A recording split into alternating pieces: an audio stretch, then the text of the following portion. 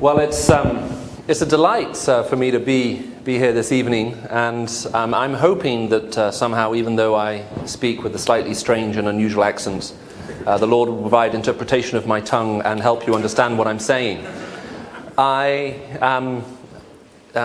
Thomas said, I've known the work of the C.S. Lewis Institute for a while, and it's a real privilege always to do something with them. And I'd just like to start off by saying that if you're looking to be equipped with a much deeper walk with the Lord that will make you more effective where the Lord has called and placed you, I can't recommend and commend to you the work of the C.S. Lewis Institute too strongly. You can always judge ministry like this by the fruit it helps produce, and I've met a lot of the guys who've been through that program, and the fruit is impressive to say the least. And so if you really don't know very much about it, I would very, very strongly encourage you to have a look and just see, maybe just talk with some of the people who've been through the program. I'm sure there are probably some here over these next few days, and just judge for yourself. Now, it befalls to me this evening and also tomorrow to try and see if I can both do something that may help you in the process of evangelism and the use of apologetics in evangelism. I am an evangelist. If while I'm preaching you feel like I'm trying to convert you, then you would be correct in that assumption and that feeling. That just happens naturally. I'll try and frame back from giving an appeal and ask you to come to the front to give your life to the Lord. But I'm going to do almost probably everything else apart from that, and I may give the appeal anyway. I'm still praying for Tom Tarrance to come to the Lord. Now, what I'm also doing is I am an evangelist and I'm also an apologist. That doesn't mean that I evangelize people and then say, sorry, I had to do that, but the Bible tells me I did. Most of you here, I'm sure, will be familiar with the ministry of apologetics, but I would really like to look into it, as I understand the use of apologetics from a very scriptural point of view first, and then we're going to do something about learning to ask questions, and then we're going to try to apply what we've learned into the second session. And everything that I teach, hopefully we're going to be able to apply, and you're going to have to actually talk to some people next to you at some point, and I'm going to make you think for yourself, I hope. What I like to do is read to you from the Bible, and then we'll pray. I'll ask God for forgiveness for what I'm about to say, and then please do try and take notes. I will allow you to ask me questions of what I've said, so you can cross-examine me if anything isn't clear. There will be handouts available later, which will supplement the notes. And of course, you can always get the recordings and listen to it again. But if you feel inclined to buy this talk and listen to it again, then you may also want to consider professional psychiatric help. Let me read to you from 1 Peter chapter 3, and I'd like to start at verse 8. Okay, so this is 1 Peter 3, starting at verse 8. Finally, all of you live in harmony with one another. Be sympathetic, love as brothers, be compassionate and humble. Do not repay evil with evil or insult with insult, but with a blessing, because to this you were called, so that you may inherit a blessing. For who would love life and see good days must keep his tongue from evil and his lips from deceitful speech. He must turn from evil and do good. He must seek peace and pursue it. For the eyes of the Lord are on the righteous, and his ears are attentive to their prayer. But the face of the Lord is against those who do evil. Who is going to harm you if you are eager to do good? But even if you should suffer for what is right, you are blessed. Do not fear what they fear, do not be frightened. But in your heart set apart Christ as Lord. And always be prepared to give an answer to everyone who asks you for the reason for the hope that you have. But do this with gentleness and respect, keeping a clear conscience, so that those who speak maliciously against your good behavior in Christ may be ashamed of their slander. Now, what I'm going to try and do this evening is I want to look particularly at the command, but in your heart set apart Christ as Lord, and always be prepared to give an answer to everyone who asks you for the reason for the hope that you have. But what I'd like to try and do is put it into a context. I'd like to put it into a personal context, and I'd like to put that passage into a biblical context, and then we're going to work through that passage in quite some detail. I am going to speak a little bit quickly. Please do forgive me for that. As I say, it is being recorded. You can always play it back at half speed if it doesn't make sense.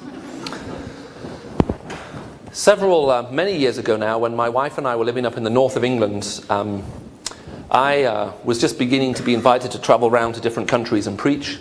And I've never really been one much for being bothered about personal appearance. And at that point, it suddenly got the case with my hair began to get a little bit too long. I couldn't comb it anymore. And I was at that stage, and I was going to go and speak somewhere where I was expecting them for me to have nice hair. So I thought I'd better get a haircut before I leave. And we lived in an ex-coal mining community where there was very high unemployment. It was about 20%. And it was quite a simple community. But I was teaching, believe it or not, moral philosophy at the university in the major city next door. And I just realized I was in desperate need of a haircut. So my flight was the next morning. So that afternoon, I walked to the end of the street in which I lived. There was a small hairdressing saloon called Belinda's. And I walked in. And I came up behind a desk. And I looked at the lady behind the desk. And I said, "Excuse me, I need a haircut." And she produced an appointment book and she opened it. And she said, "When were you thinking of coming?" And I looked at my watch and I said, "Now." When she looked at her book and she said, "Okay, if I'm quick, I can squeeze you in." I said, "That's fine. I don't need anything, just cut it and I'll be gone." So, anyway, she walked me across, she sat me in a chair, she put a big apron around me and she walked off and she picked up some comb and scissors back where the desk was near the reception as you walked in, and she started walking back to me, and as she walked back to where I was sitting, she just turned to the lady sitting next to me, or the lady who was cutting hair to the person sitting next to me, and said, "My business is doing so well, but there must be more to life than this." And I thought, this is Belinda. So she then turned round to cut my hair, and I caught her eye in the mirror, and I said, "You know, what you say is very true. In life, we're not made happy by what we acquire, but by what we appreciate." And she froze and she stared at me and she said, "What did you just say?" I said, "In life, we're made happy not by what we acquire, but by that which we appreciate." And she walked off. And she came back with a pad of paper and a pen. And she said, "You couldn't say that one more time, could you?" So I repeated it, she wrote it down, and she put down the pad of paper and the pen and picked up the comb and the scissors, and she said, "You know, what you're saying is very true." And so since she seemed to be interested, I thought I'd follow through. And I simply said, "But if you ask me, the trouble we have today is not that we have nothing to be grateful for, rather it's that we feel we have no one to be grateful to." And she put down the scissors and the comb, and she picked up the pad of paper and the pen, and she said, "You couldn't just say that again for me." Now, it took her an hour and 15 minutes to cut my hair. I don't have a 1 hour, 15-minute hairstyle. As a matter of fact, I don't even have style. I've just got hair. Now, she then said, she said, I think you're right. And I said, have you ever been in love with someone and unable to express it? And this is actually coming from Lewis. I'd been reading a C.S. Lewis book at the time. And she said, yes. And I said, you feel empty, don't you? I said, if you can somehow express that love, however, and it's reciprocated, it brings a completeness that was missing before. She said, I know exactly what you mean. I said, that's why worship to me as a Christian is so important. I said, I'm a Christian. I worship at the church just around the corner from here. I said, I find that expressing that love to God brings a completeness to my life that's otherwise missing. And she looks at me, and she was very obviously pregnant. I would say probably 7 months pregnant. And she just looked at me and she said, I'm just worried about bringing a baby into a world in which there is so much evil. And again, hearing a line that I'd heard Ravi Zacharias use, I just looked at her and I said, I know there's a lot of evil out there, but what about the evil that's in here? And she looked at me and she said, if there was a way to overcome evil in the human heart, that would be incredible. I said, it's interesting you should say that. I said, we all feel like there's some kind of power over our life. She said, I know exactly what you mean. She said, I want to change. I want to be a better person. I keep trying, but I can't do it. I said, well, the Bible calls that sin. I said, sin is something which we do which is wrong, but it also describes a state we find ourselves in of powerlessness where we keep doing that which we know we shouldn't do. And she said, well, is there any way out of this? I said, well, it's interesting you should ask that. I said, I think that God can change your life. And I'd just been, a few months before, speaking at a conference with a guy called Chuck Colson, who I'm sure all of you will know. And Chuck Colson had shared a story about a guy who'd been on death row, and he was appealing against his death sentence on the grounds that he was insane. And he was then converted after many years of appealing against his death sentence. And when he was converted, he called together his legal team and said, I want to withdraw my defense. I'm not insane. I never was insane. Everything I did was premeditated and planned. All the murders, everything. I'm now a believer. I do not want to rest on this insanity plea knowing it's not true. And he stood up in front of the Supreme Court of Justice and argued that. You know what they said? Only an insane person would do such a thing. And so he was working with prison ministry, sharing his faith with the other prisoners. And she looked at me and she said, that's an amazing story. Has God changed your life? So I shared my testimony with her. She said, well, so then we kept talking, and I said, this is what the Christian gospel is. I said, it's the message that Jesus Christ, who had no sin, came into this world and became sin on the cross. Okay, he took the punishment that was really deserved to ours. He was crucified, he died, and he was raised to life, and he conquered over sin and death, and he offers us new life in him. She said, well, what should I do about this? I said, well, you can't sit on the fence forever. And she wrote it into her notebook. I said, you're going to have to make a decision. What are you going to say to Jesus Christ? Yes or no? I went home. I told my wife about this conversation. We got down on our knees in our living room and we prayed for her. And I thought, how do I follow her up? So 2 weeks later, I went back for a second haircut. I have never had such short hair in my entire life. I walked in. She didn't even ask me if I wanted a haircut. She said, Michael, I'll cut your hair. Walked me across, sat me in the chair. Came back with the comb and scissors, looked at me, and she said, do you remember the conversation we had 2 weeks ago? And I said, I can sort of remember what you said. She said, well, I went home and I told my husband everything you told me. I thought, this is interesting. Because as far as I understand it, we talked about basically the whole gospel. I said to her, well, what did your husband say? And her face fell. And she looked at me and she said, he told me I was preaching at him. Well, of course she was preaching at him. They both get home from work. They sit down for dinner. Out comes her notebook. Do you know in life you're not made happy by what you acquire, but by what you appreciate? It's not that you have nothing to be grateful for. You have no one to be grateful to. That's why worship is so important. There's a lot of evil out there, but what about the evil in here? It's called sin, and there's nothing you can do about it. Now, she is very open and he appears to be closed. Why? And the answer, part of the answer is really quite simple. He's asking questions. The statement, is there more to life than this, isn't a statement, it's a question, it's a cry of the heart. Is there anything more to it than this? And I left that hairdressing salon that day having discovered a very radical new way of sharing the gospel with people, called talking to them. And this radical idea of sharing the gospel by talking to people is basically part of what I'd like to share with you this evening. Now, you need to understand, I still believe very much in preaching. I spend my life preaching. I travel around and I preach. That's what I do. So I have no fear of the idea of proclamation of the gospel. Indeed, I've seen God do all kinds of amazing, powerful things through it. But there are more than one ways of sharing the gospel. This is exactly what's been envisioned in 1 Peter 3. The book of 1 Peter is addressed to the persecuted church. If you read 1 Peter chapter 1, verses 1 and 2, you'll see who it's addressed to. It's addressed to those who have been scattered. Okay, the early church grew, it established in Jerusalem, persecution came, and it was scattered. It went and spread out through the entire region. This book is addressed to a group of people who could lose their life for sharing their faith. You may think that you're in a tough spot if you try to share your faith at work.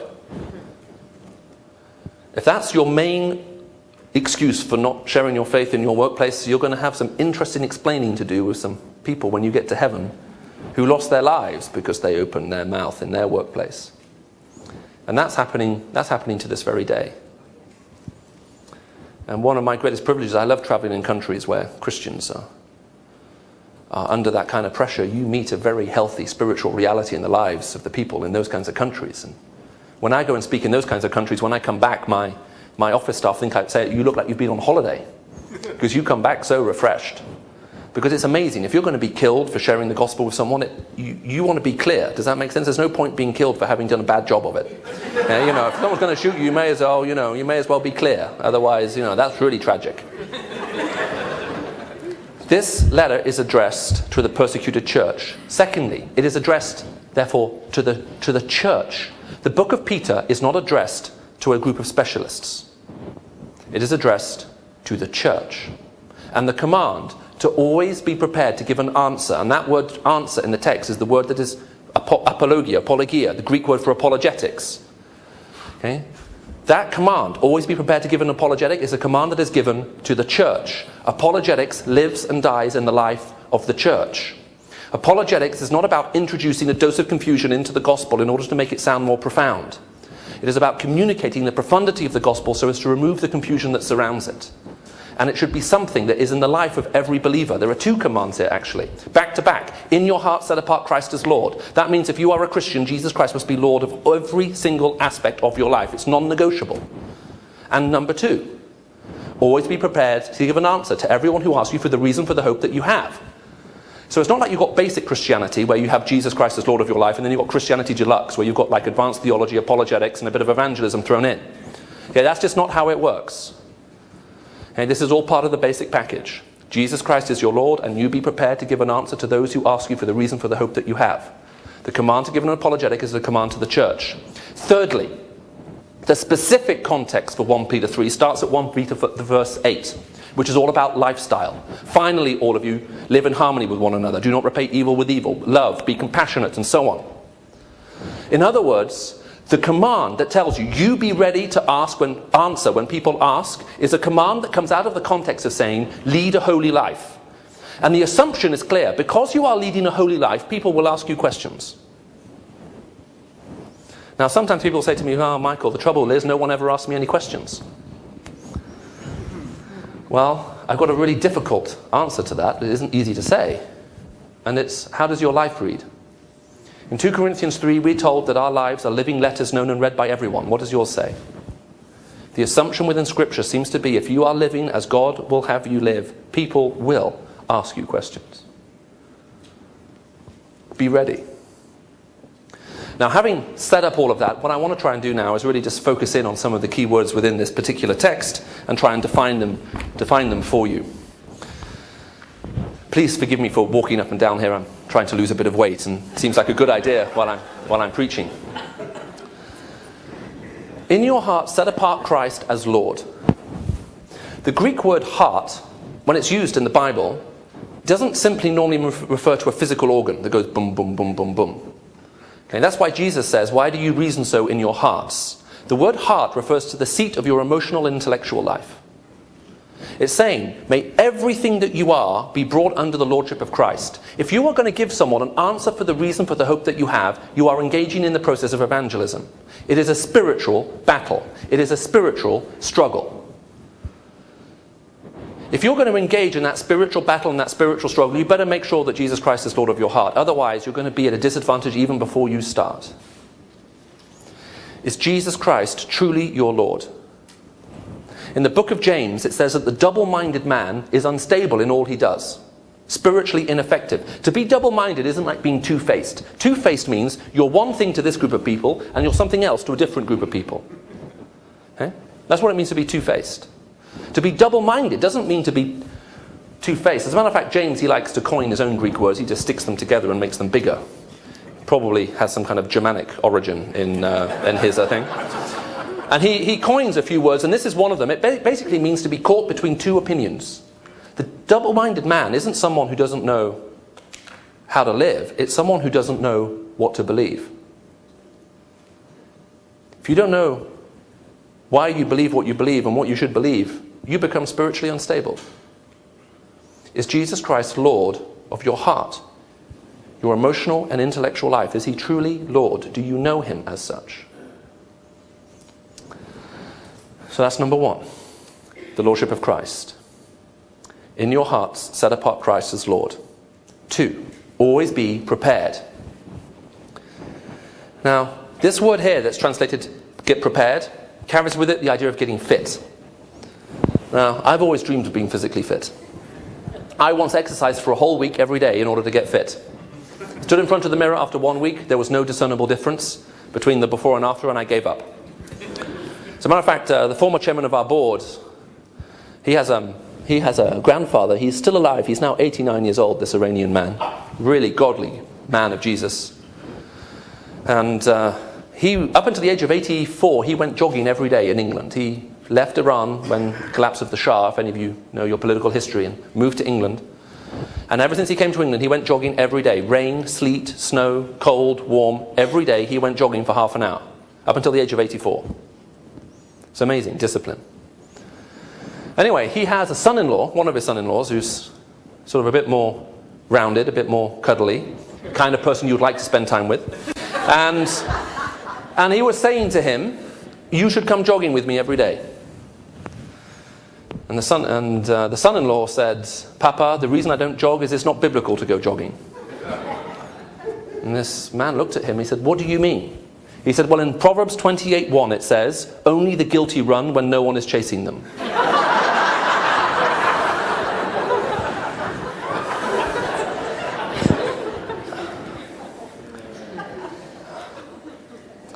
The funny thing is, this is a true story. This guy in question, he stopped jogging for 3 days while he prayed about that verse to see if he was living in violation of it. Anyway.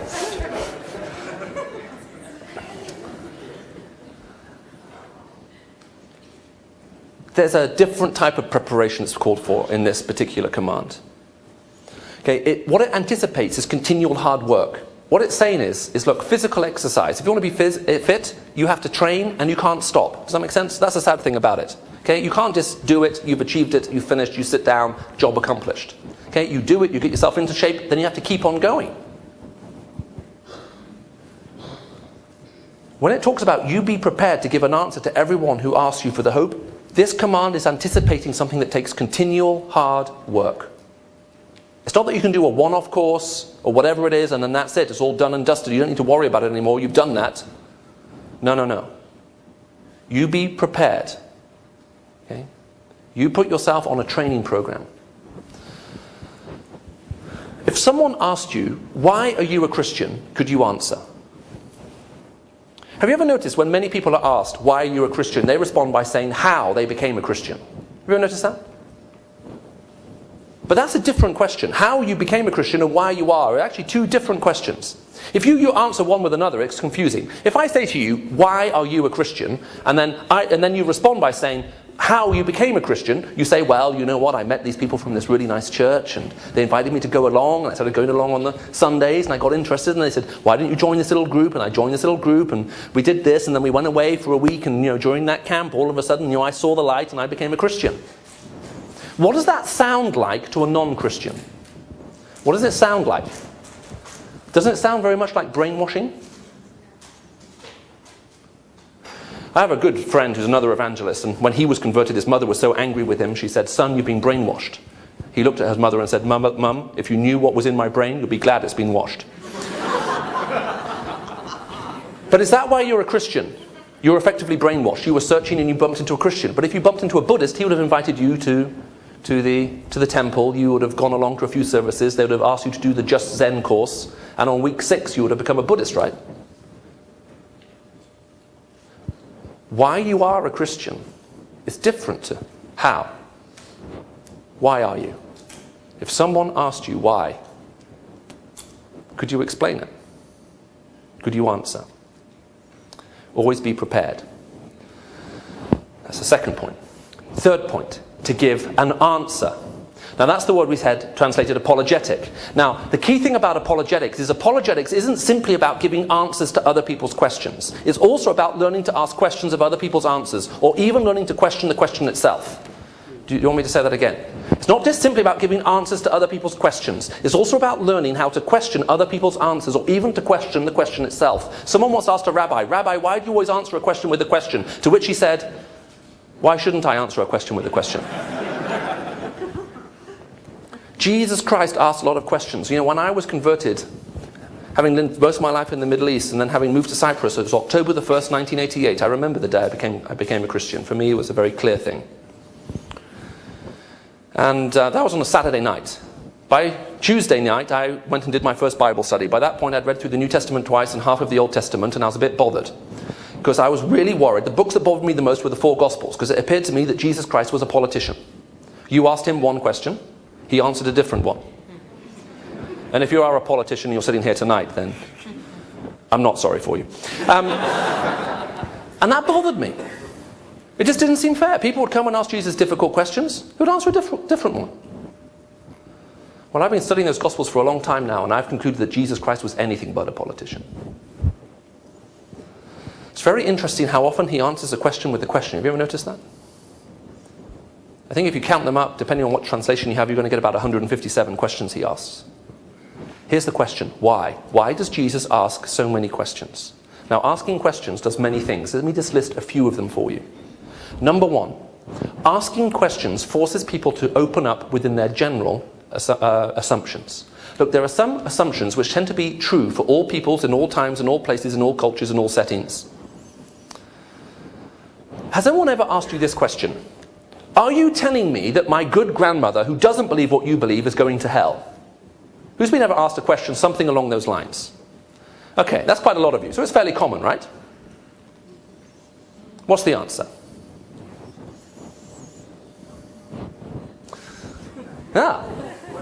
Here you go. What do you think? Okay. First of all, let me just throw some very good theology at you that's going to make you panic. Okay, because hopefully by the time we get to the end of this illustration, then you'll understand why. But here's a simple answer. Every good person goes to heaven. There's no question about that in Scripture whatsoever. Now, if you're panicking right now, let's just think about what happened when Jesus was asked this question. Someone came to Jesus and said, "Good teacher, what must I do to inherit eternal life?" Question assumes something. You are good. You're going to heaven. I want to go to heaven. I must be good. What should I do? Good teacher, Luke 18:18. What must I do to inherit eternal life? Now just imagine that you're leaving here tonight. You're about to put the key in the front door of your apartment or your house. And a neighbor comes running across to you and just touches you on the arm and says, "Excuse me, sir. Excuse me, madam. I can see you're a good person. I've been watching you for a while. And I want to know, what must I do to have eternal life?" What would you say? What is the answer? I'll give you a clue. It's got something to do with a guy whose name begins with J. Okay, hopefully you're going to say something about the fact that you need to repent and put your faith in Jesus Christ. Okay? You can use Spurgeon's 18th century formula, which I quite like, turn or burn. I don't mind how you phrase it, but you're going to have to say something about the fact that there needs to be repentance and faith. Okay? So we're all agreed on that, right? Fairly basic stuff. So why doesn't Jesus say that? Why doesn't Jesus say, "Believe on me"? Is it A, Jesus was a nice boy, but not that bright? He didn't understand the gospel. He got a bit confused. That's why the Apostle Paul wrote complicated epistles to explain it to us, because Jesus missed it. Now, you can believe that if you want to. It would be heretical and wrong and all kinds of other things, but... Or B, he knew exactly what it was about, and he wanted to communicate clearly. I'm going for B right now. He turns to the guy and says to him, "Why do you call me good?" That's a good question. Jesus says, "What makes me good?" Good teacher, what must you do to inherit eternal life?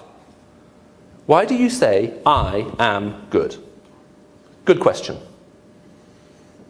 2, Jesus then answers his own question. No one is good but God alone. So let's put this together. If you have to be good to go to heaven, and only God is good, who is going?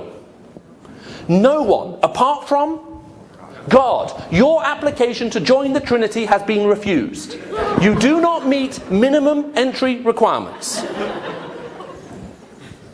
Every good person will go to heaven. There is no question about that whatsoever. The problem is, there is only one who is good, and that is God. That means the rest of us aren't good. That's the problem. None of us are good in that sense before God's eyes. This isn't a very popular doctrine anymore, and we may come back to the fact that we're fallen a bit later. But as I like to say, if you're sitting here right now and you're feeling uncomfortable by the fact that I'm saying you're not good, and you honestly believe that you're perfect, there's only one way out of that state of self-deception. You need to get married. Now, by asking the question, Jesus is forcing this guy to open up within his general assumptions. It is a common assumption almost in all cultures and all places. Imagine that you went into the most atheistically strongest part of the city of Washington, D.C., and you stopped people at random and you said, okay, if there is a heaven, if, so that even atheists can answer, if there were, how would you get there? What would 99.9% of the people say? Be good. All cultures, at all times, in all places, just generally assume this. The reason why Jesus asked him the question is to make the guy think about what he's just said. Let's run it backwards. If only God is good, and Jesus is good, who is Jesus?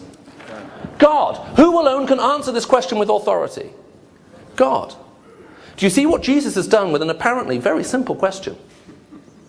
Asking questions forces people to open up within their general assumptions. Number 2, asking questions forces people to open up within their cultural assumptions. Some assumptions are cultural. They only are specific to certain cultures. They don't operate outside of those non-cultural specific situations. Let's take Matthew 18, where people come and ask Jesus, should we pay taxes to Caesar or not? Now, let me ask you, you're evangelicals, right? Good. Hope you are. If you're not an evangelical exactly like me, then there may be hope for you, but we'll talk about that later. So, as good Bible-believing Christians, let me ask you this. Should you pay your taxes, yes or no? Okay, 7 of you answered. Everyone else is praying. There are good reasons why the answer is actually no. Okay, so the answer is very simple, right? If I came to you and said, should you pay your taxes? Yes.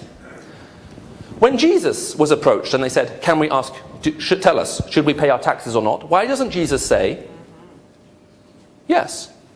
In Greek it's also very short, monosyllable. Aramaic actually be the same.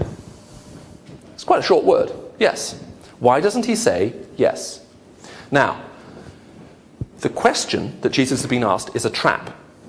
The reason that we know the question is a trap is that in Matthew 22:15, sorry I said Matthew 18 earlier, that's wrong. In Matthew 22:15, the scripture says, wanting to trap him in his words. And that phrase there, that's a clue, a very subtle hint that maybe there's something wrong about this question. It could be easily missed, and there's an awful lot of very fancy grammar I'll need to do to establish that point to your satisfaction, but this question was a trap.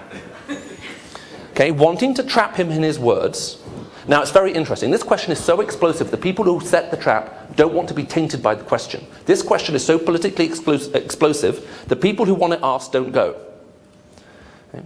Take a note of the reference, read the passage. They send some of their young guys on their behalf.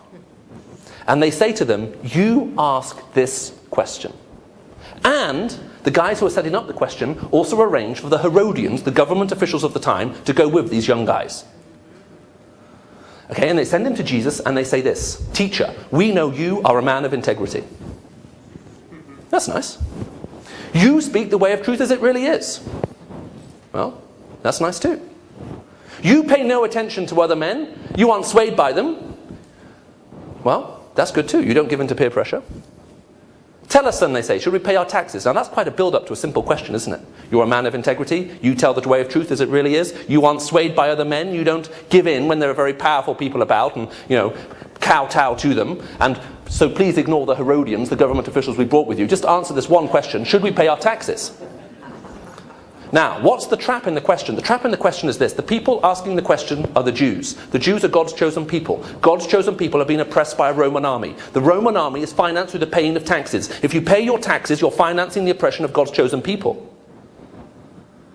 But that would be morally wrong, would it not? However, if you don't pay your taxes, you die. No taxes, no life. The IRS are bringing this in right now as we speak.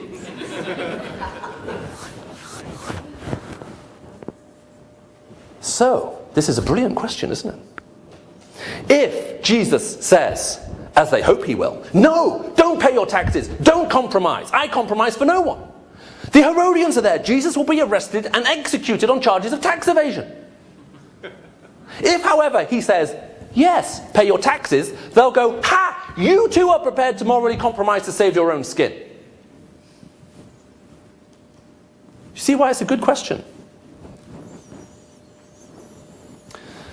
Please listen carefully. Giving the right answer to the wrong question is always wrong. Giving the right answer to the wrong question is always wrong. If you are asked a question, no matter how you answer, you're in the wrong. There's something wrong with the question. This question is wrong because of its cultural implications. The question appears to be about the paying of taxes. The real question is about holiness. That's the question behind the question. So what does Jesus do? Bring me a coin, he says, and then he asks two questions. Whose head is this and whose inscription? And they say, well, Caesar's. So then Jesus says, then give to Caesar what is Caesar's. Pay your taxes. And give to God that which is God's. You live and do what he would have you do. Do you see how he's answered this question? If Jesus just said yes, he would have failed to communicate, because Jesus would never want to communicate it's okay to morally compromise if your life is in danger. So he now has to separate two issues that are connected. Pay your taxes, but you give to Caesar what is Caesar's. And this is another thing that asking questions does. It exposes faulty logic. Now, I used to teach logic at university. Still do occasionally at Oxford. I've often maintained that teaching philosophy is the secular equivalent of speaking in tongues. The difference is that when you teach philosophy, even angels cannot understand what is being said. Now, there are all kinds in formal logic of ways of going wrong. Okay? One of them is called faulty dilemma. When I was 7 years old living in the Middle East, and this will tell you what an awfully precocious child I was. When I was seven living in the Middle East, I was playing in the playground one day and this thought came into my head, this question. I can't remember where it came from. It appeared to come from nowhere. And I entertained myself for the next hour by finding other children in the playground. And I'd find a group of 2 or 3. And I'll pick one of them out of the group of 2 or 3 and say, can I ask you a yes or no question? And they would say, okay. And I'll say, my question is this. Does your mother know you are stupid? Now, you see the problem with the question, right? If they say yes, they're stupid and their mother knows. If they say no, they are still stupid, but their mother doesn't know. And if they say, I don't know, they are so stupid they cannot understand the question. There is something wrong with the question. Giving the right answer to the wrong question is always wrong. If you are asked a question and it's going to make you stupid by answering it, there is something wrong with the question. Asking questions, therefore, also exposes faulty logic. Okay? It forces people to open up with the general assumptions, cultural assumptions, and it helps expose faulty logic. Asking questions also makes people think. Thinking is not the enemy of the Christian faith, contrary to popular belief. It makes people think. The difference between an argument and a discussion. Have you ever noticed how many arguments end with you getting really upset, you open your mouth, and as soon as the words leave your mouth, you regret it? Has that ever happened to you? And as soon as those words leave your mouth, you wish you could take them back, and so often you say something like this, I'm so sorry I said that, I wasn't thinking. And you weren't, that was the whole problem. If you were thinking, you wouldn't have said it. Asking questions makes people think. What are the questions we should be asking people? What are the questions that you and I, when we're talking to people and they come to us, that we should be asking? Especially as evangelicals, we're experts at walking into trap questions. Let's take a politically modern one. Imagine that you're in a cafe up in DC. You're there having coffee with friends. Someone looks at you and says, I want to ask you a question. They say it in a loud voice, and everyone else goes quiet in the vicinity, and they turn around to look at you. And this person then says in an equally loud voice, tell me, do you think abortion is wrong? Everyone else in the cafe now goes quiet. Every chair rotates on the floor. Everyone is now looking at you. You are God's ambassador. 2 Corinthians 5. He is about to speak on behalf of the King of Kings. What are you going to say? Well, standard evangelical response would be, yes, I think it's wrong. So imagine you clear your throat, and you say in a loud voice, yes. And then, you do something unusual, you get a notepad out, you go around the cafe, you give everybody a piece of paper and a pen, and you say, could you write down on this piece of paper and pen what you think about me? What are the words that people will use to describe you? Judgmental. Feel free to be Pentecostal now and shout at me. Intolerant. Close-minded. Bigoted. What? Narrow-minded. Judgmental. Pardon? Self-righteous. Now, just out of interest, where in the list of the fruit of the Spirit do any of those qualities appear? Then let's suppose that you say, actually, no, it's not me who says it's wrong, it's God who says it's wrong. Now, does that help? Do they fall down on their knees and say, I never saw that. Thank you for telling me. How can I become a Christian?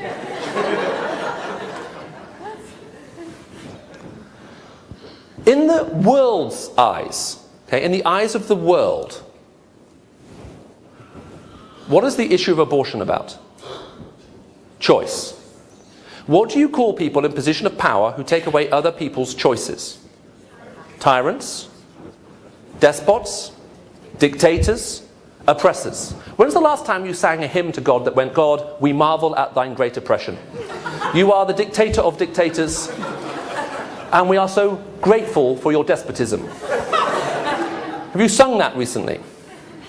Look, if someone asks you a question, and by giving a simple answer, people will conclude the opposite about what should be the case about you and about God, there is something wrong with the question.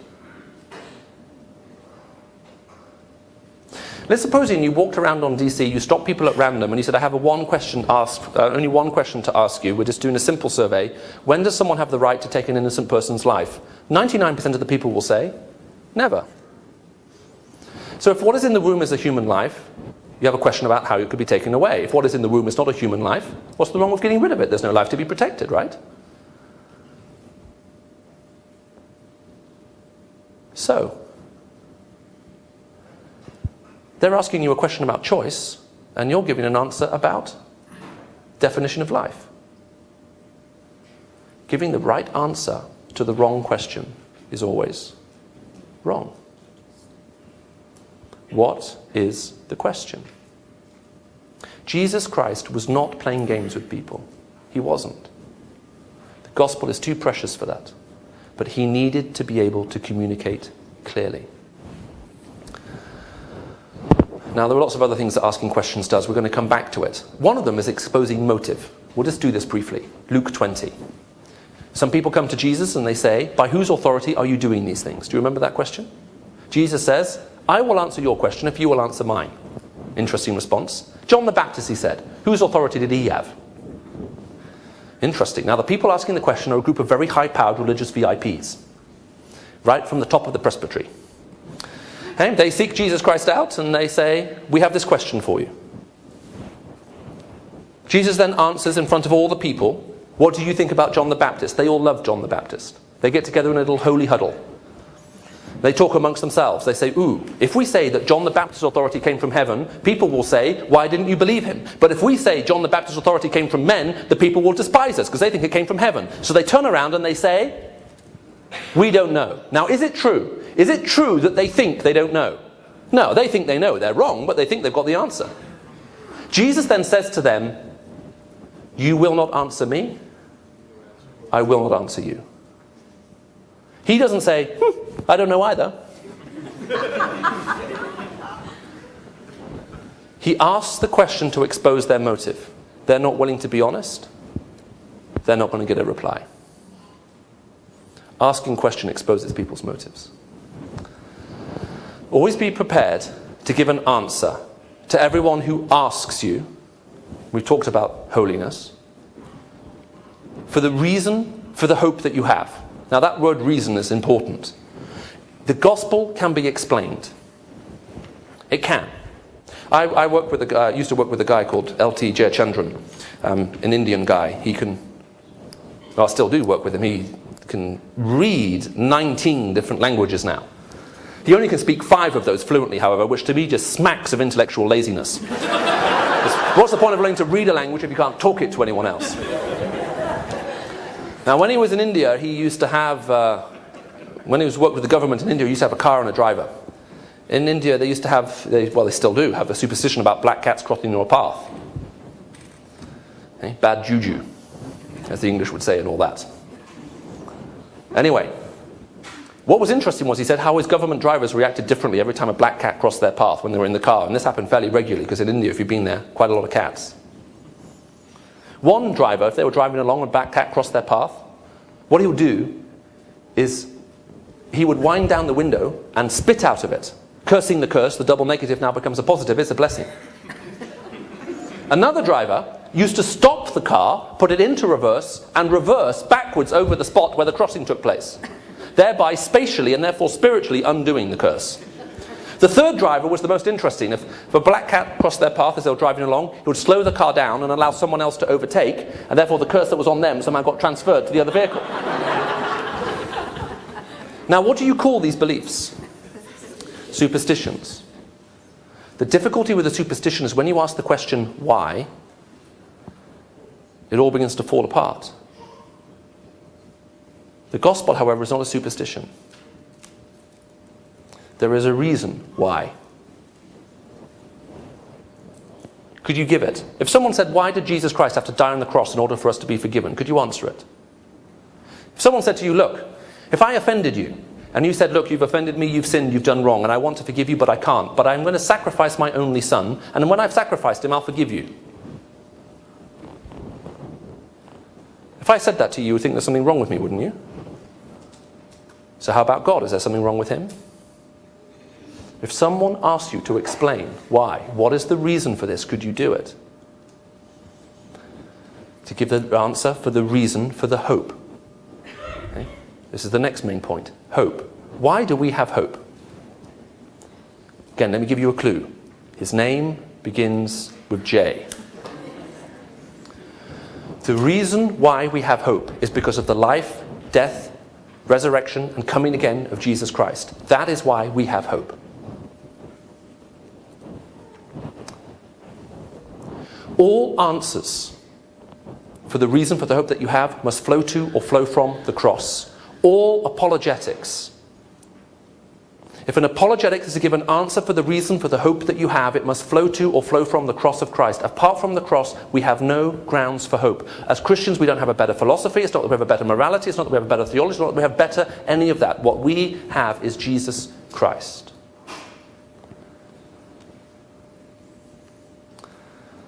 Can you explain that? Can you do it? But in your heart set apart Christ as Lord, and always be prepared to give an answer to everyone who asks you for the reason for the hope that you have. But do this with gentleness, respect, and keeping a clear conscience. Gentleness. We're not here to win arguments, we're here to win people. Now, you may win a few arguments along the way, but if you win those arguments at the expense of people, then obviously the evangelism becomes a little bit problematic. Besides, when I'm sharing the gospel and preaching the gospel, I don't want people to accept my arguments. I want them to accept Christ.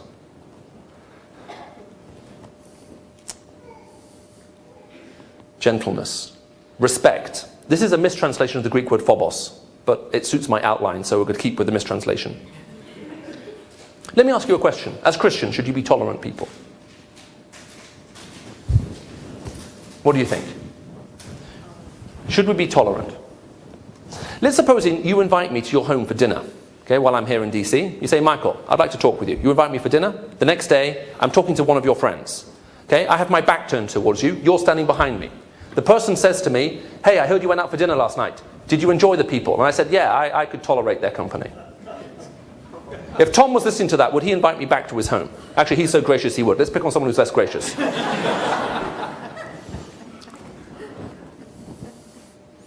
If you said, did you enjoy the food? I say, yeah, sure, it was tolerable. Do you know anyone who wants to be tolerated?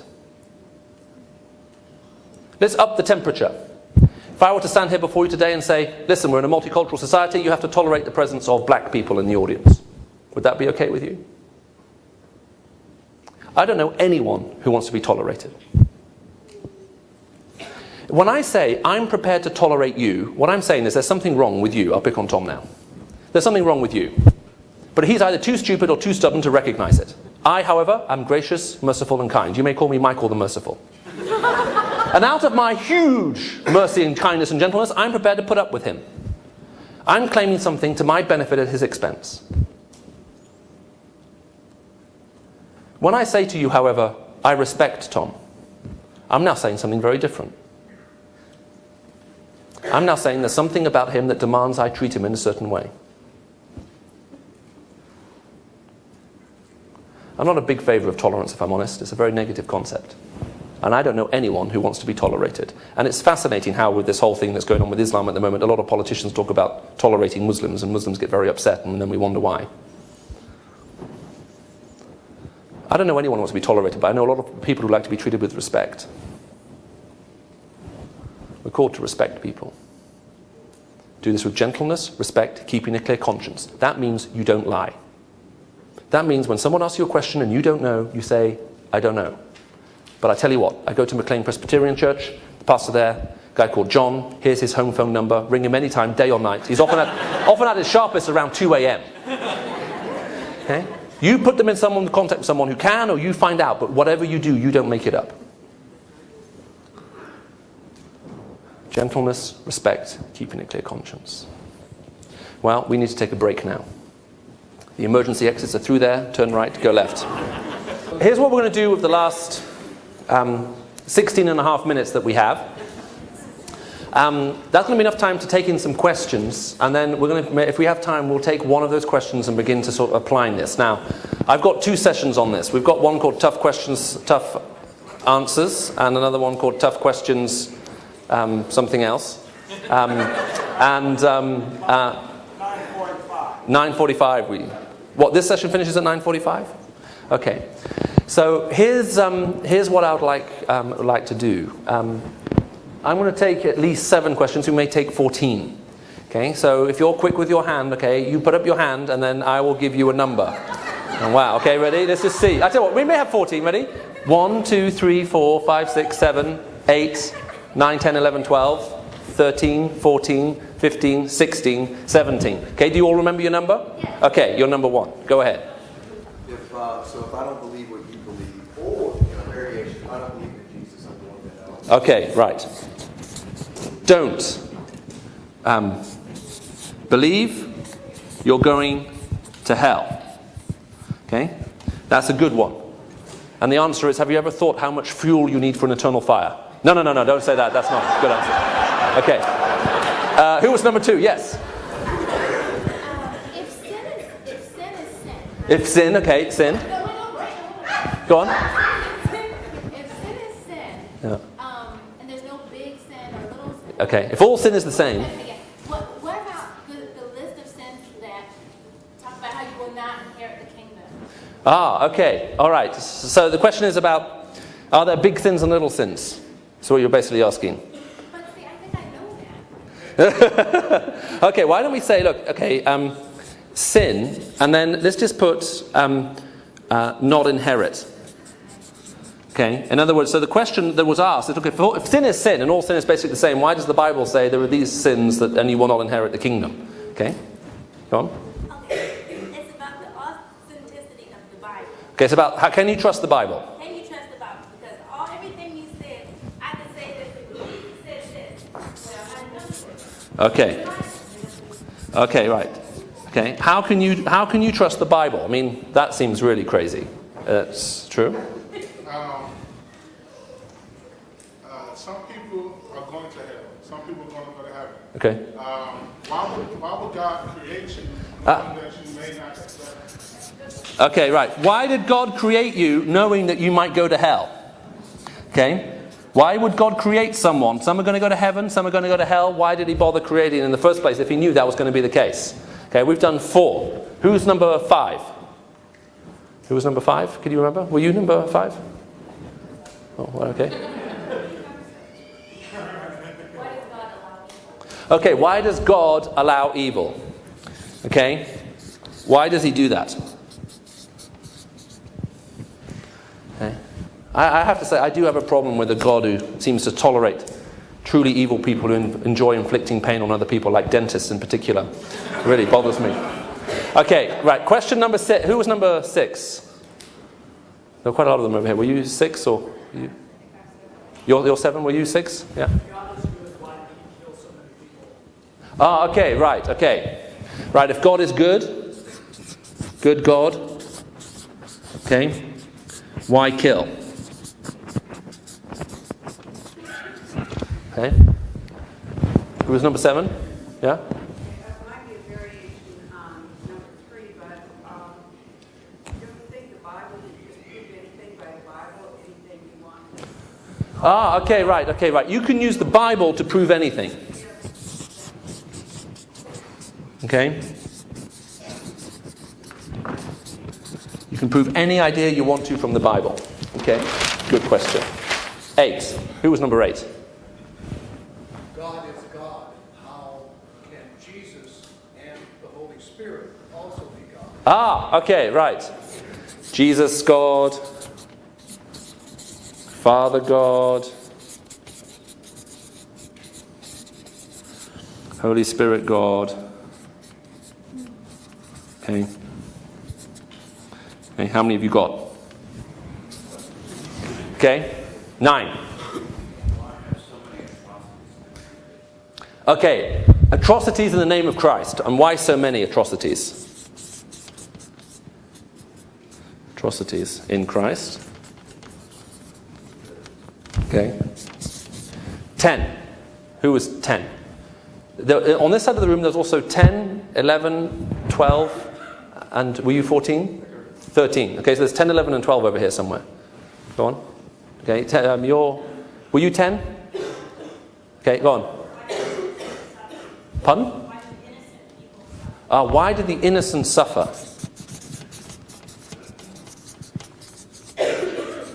Okay, great. Okay. Is there one more over there and one here, and then we still got the numbers roughly right, or if not, we got some extras, but go on. Yeah? I think mine's like that. Why would God let my child die? Oh, okay. All right. Why would God let my child die? Okay. Glad we're getting the easy ones. Okay. There's one more over here. Was it? Yeah, go on.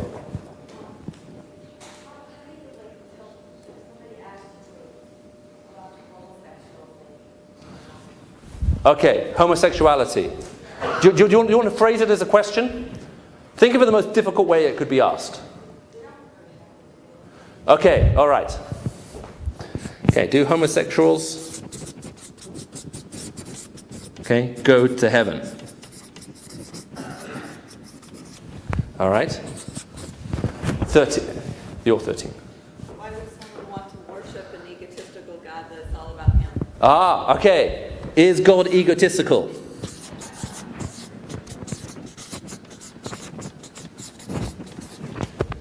Okay. 14. Does the sequence of the fall mean that there was no death before man fell? Okay. All right. Okay. All right. Fall. Before the fall, no death. Okay.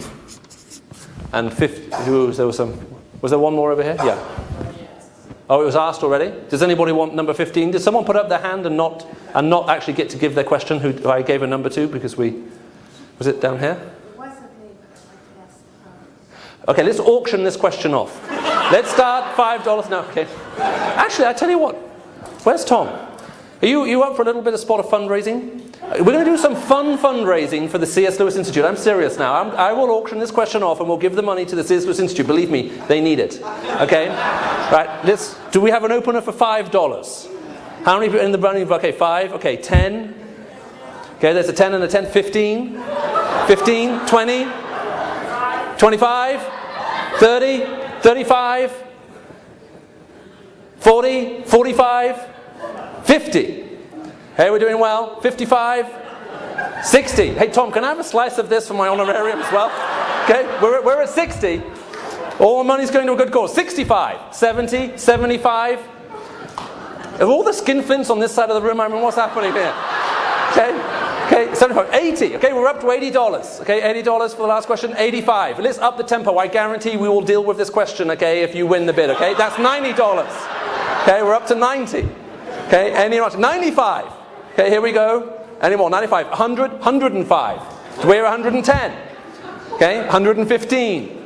Any more? 115. 120. Here we go. 120. 125. Any more? 125. 130. Thank you, madam. Ladies, keep bidding. Your husbands will pay anyway. Okay, 135. Okay, 135. 140. 145, 150, let's go up in tens now. 150, go, 160. We're at 160, 170, 180, 190, 200. Are we stopping now? 200? Okay, 200, well done, man. Okay, you were 210, okay, I believe it. Look at that. 220, 230, 240, 250. Okay. Can I go up in 25s now? 275, 300. Okay, 325, 350. We stuck at 350? Is it with you at 350? Okay, right. I think we have a win at 350. I think was that you? Well done. Congratulations. Let's give a round of applause.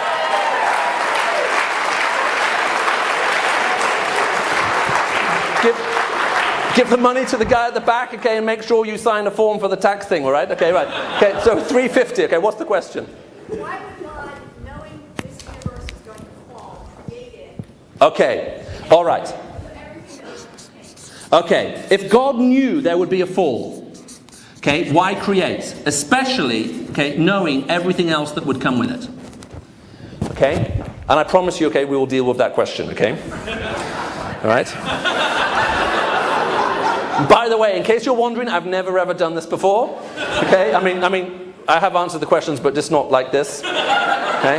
I spoke for the Sizzlers banquet a couple of years ago, and after this, they'll never ever have me come back and speak again on any subject whatsoever. Okay, now, here's... There's one question that nobody asked. Everybody's assuming there is a God. What about the person who says, how do you know there is a God? Ah, okay, all right. So, okay, how about the question, how do you know there is a God? And let's see, why trust, why God could, good God, why kill, Bible. Okay, all right, we can put up why God. And if someone asks that question, you just say, have you ever heard of a guy called Tim Keller? Now, what we do, here's what I want to do first of all, because I want to do an exercise with you guys in the room. The next two sessions, okay, just for tonight and tomorrow, are going to become slightly more interactive. Okay, the final session, I'm going to try and do something on where some of the questions that at the moment aren't being asked, what I think they are going to be. Does that make sense? We're going to try and do a little bit of going forward with that. Now, which is a strange thing to do because some of those questions are quite scary, so we will finish on a nice low note. Okay, so we'll send you all out of here having finished on Saturday, feeling depressed and despair, but, you know, we're in a Presbyterian church, so that seems just right. So, John McLean, I'll be back here again. John, pastor's actually here. Now, here's what I'm going to try and do, okay? Now,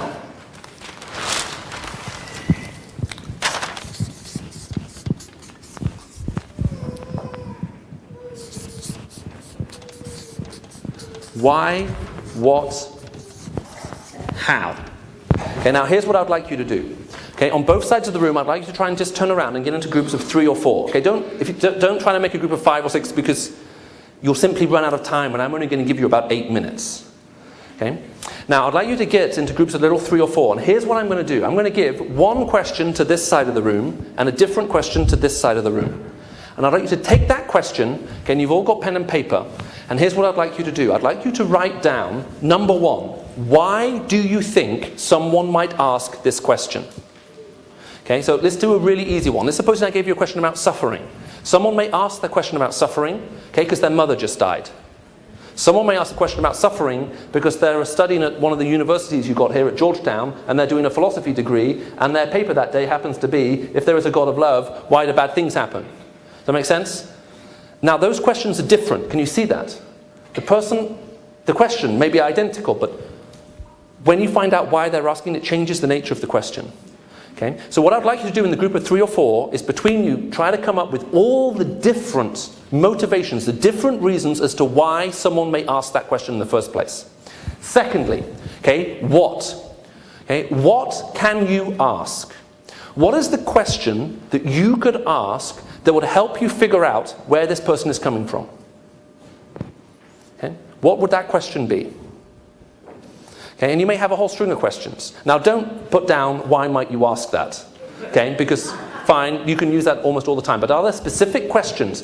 Look at the motive. Does that make sense? And think, wait a minute, if I were to try to figure out where this person is coming from, and these are the possible motives I've thought of, okay, what are the questions that I could ask that would help me think, out of all of these different motives I've got, which one is it? Okay, what are the questions you could ask? And then, thirdly, we're going to then talk about briefly about how. Okay, how may we then go about answering that question? How could we take that as an opportunity? You see, the thing about 1 Peter 3 is what it's trying to tell you when it says be prepared, is it's trying to say there are opportunities all around us. But we're not always very good at taking advantage of them. Part of the reason is that sometimes as Christians, we feel we're so defensive and we're so much on the back foot, and the people are so strongly against us, if we open our mouth, we'll make the situation worse. Does that make sense? Okay? In other words, how can I help God? I'll keep my mouth shut. Now, there is an old saying that says it's better to keep your mouth closed and let people think you're stupid rather than open it and remove all doubt. Okay? But we are called to share Christ. Too many Christians have taken that verse in the Bible literally when Jesus said, "See to it you tell no one." Okay? That verse had a very specific context, okay, and we need to move. Okay, that's not applicable into the situation you're in now. So the reason I want you to think of the hardest questions, okay, and the reason why we've got these up here, is that if we can deal maybe with some of these, okay, the ones that are the real tough ones, and you can leave from here thinking, actually, I really hope someone asks me that. Okay?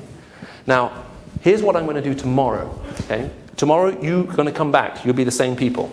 Okay? Some people who haven't registered are going to try and sneak in the room. They'll be turned away. We have security. Okay? Okay? What I would like you to do when you come in here tomorrow is during the night time, I'm going to write up some sheets of these questions. Does this make sense? Okay, I'm going to give it to the organizers and create a headache and ask them to produce maybe, no, not 400 copies, maybe 10 copies. Okay, you come up, you find a copy of that sheet, and you can vote for 3 questions. Does that make sense? The 3 questions that you would most like to be dealt with before the day is over. Okay, we're going to do 4. Okay, because question number 15, $350 question, that gets asked whether you want it to be answered or not. That's tough. Okay.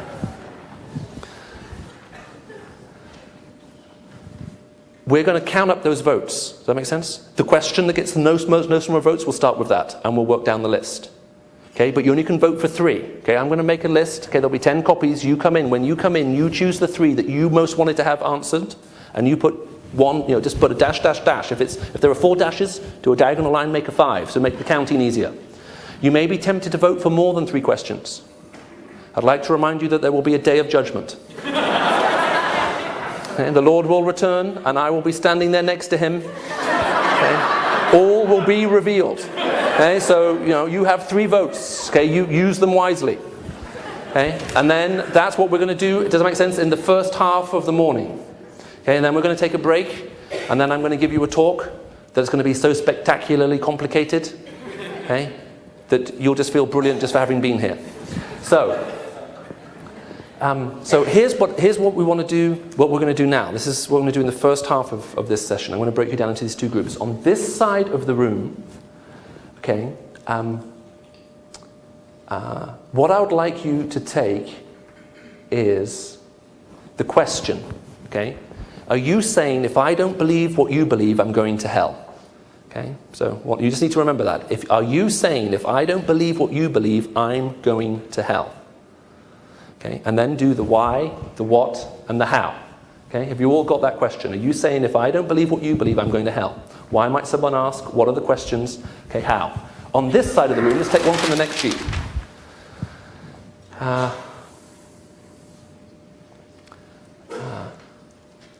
Now, these ones are quite difficult.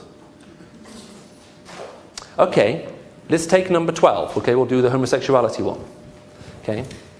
Are you telling me that homosexual people don't go to heaven? Okay, that's what they say. Okay, why might they ask?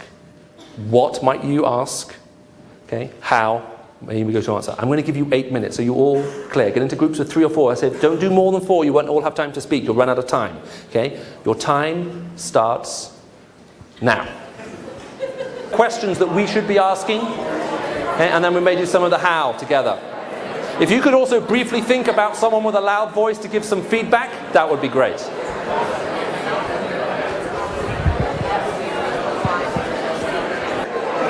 And so,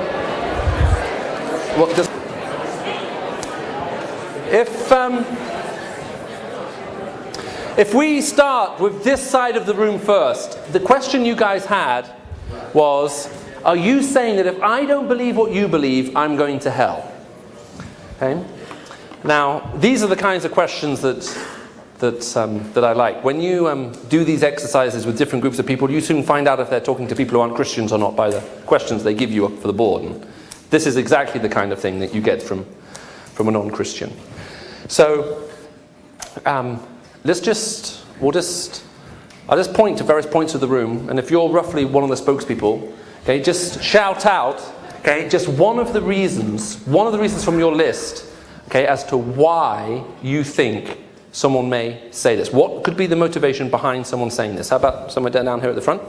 Tolerance. Okay, the tolerance thing. Are you intolerant? Okay, that's what they're really bothered about. They're bothered about, you know, They expect tolerance. okay, they're expecting tolerance. Okay, that's where it's just coming from. Why aren't you accepting? Okay, and that's bothering them. Okay, now it could be a seeker. It could be someone who's thinking, wait a minute, I'm just trying to think this through, and you know, I'm being pulled towards the Christian faith, and this is a possibility, but you know, they may be thinking of what someone may be asking them. Does that make sense? Okay, they're thinking, gosh, if I go down this step, I'm going to become one of those intolerant people that I used to think were terrible. Okay, but so it could be someone who's really wrestling. How about just up over here somewhere? Sometimes people don't want to believe because that makes family members that have died already. Okay, all right, okay. They could, sometimes people say something like this. Are you saying if I become a Christian that my grandmother who died or my whoever died isn't going to be there? Okay, so they could be actually, and now that question is actually about something different, isn't it? Do you see? Okay, how about coming over here? They're afraid. They're afraid. Okay, right? So it could be that they're really being bothered by the whole Christian gospel. They've got various fears and various things like that, and this question is somehow giving expression to that.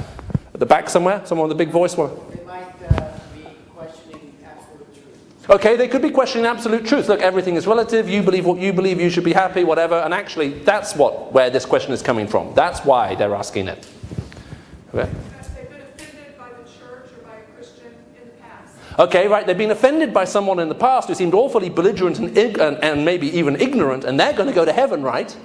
Okay, and here you are, much more open-minded, kind, and you actually seem to like people, and you'll be punished for it. Okay? I think practice, you're kind of questioning their belief system and all associated like that, families. Okay, right. So did you hear that? They may be feeling threatened by you, and they're thinking, wait a minute, you're really pushing this, and they're somehow reacting now out of that. Are there any others that we haven't heard of, that we haven't had? Yeah, they may want to talk about themselves and not you. Is the question of their autonomy. Okay, all right. About you, and they want to express about themselves. Okay, they may want to talk about themselves, and and somehow give some kind of expression to their autonomy. That's where the question's coming from. How about, yeah? They believe they're good people by their standards, so they might think, oh, well, I'm good, so why would I go to hell? Okay, all right. They may be saying, look, I'm basically an okay person, so what does it really matter what you believe? So long as you're doing the best you can and you're an okay person, then, why get hung up on all these ideas? Yeah? Okay, now they may just be argumentative, and they're thinking, hey, this one will really set the ball rolling. Okay? And that's it. There are people like that. Okay? And that sometimes, the question in that case could be a red herring. Does that make sense? Are there any others out here? Someone to this gentleman who talked about autonomy, might be people just like to rebel against what they think you think. Oh, okay, right. So it may be someone who's just been provocative to you. You're a Christian, let's have a nice wind-up. Okay, let's just see exactly how patient and good and gentle and so on they really are. Okay, at what point will they snap? Okay, are there any others that we haven't covered? Now, at this stage, I want you to help notice is that we now have about 11 or 12 different questions that are word for word the same. Do you see that? We now have the question because someone's asking it because they're really thinking about maybe of coming to Christ, but they're worried about what other people may say, and the one who's just trying to provoke an argument, and the one who's worried about becoming intolerant, and the one who's just saying, look, why would ideas make a big difference? Isn't it about being good in the end anyway? Is that really it? Surely that you should be challenging me about that, not about what I think. Okay, those are now different questions. Do you see? Sometimes people say to me, Michael, just write a book which gives the answers to the questions. And the trouble is that the same question with a different motive is a different question. Now, the only way you can figure out, therefore, what you're going to do with the question is to find out where it's coming from. Which is why we're going to now go get some ideas about some of the questions you came up with. What might you ask? Now, I want to introduce a new factor here which is important to make a note of, and it's this. When Jesus Christ asked us questions and asked people questions, he wasn't trying to fill in gaps in his knowledge. That make sense? Now, when we ask questions about other people, we're trying to understand them. Does that make sense? We are filling in gaps about them. So there is a difference. But if Jesus Christ wasn't asking questions to fill in gaps in his own knowledge, why was he asking questions for whose benefit? For theirs. Has anyone here ever been involved in marriage counseling? Okay.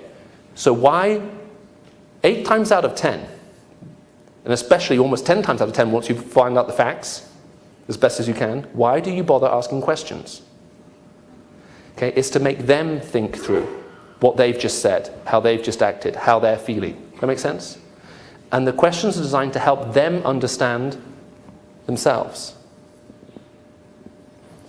Okay, so there are 2 reasons why you may ask questions. Number 1, you need to understand them. Where are you coming from? Why are you asking this? I need to understand you so I can communicate to you. Number 2, I want you to understand, okay, yourself, this question.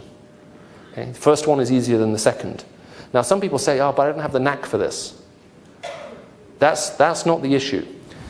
I don't know how many of you have seen have read Jane Austen's Pride and Prejudice or saw the adaptation of it. But there's one scene in that novel where there's a guy, this woman is playing the piano, a girl called Elizabeth, and this guy called Darcy is talking how he doesn't like talking to people. And he says something along the lines of, I don't seem to have the knack that other people have of chatting to people.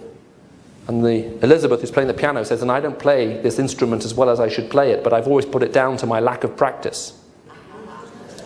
Okay? So, there are sometimes we just need to learn, we get better at this. The more you do it, the easier it becomes. So now let's come to questions. What kind of questions did you come up with? Okay? And if someone says, if I answer this question, will you give me $350? I'll shoot you. Okay. Yeah.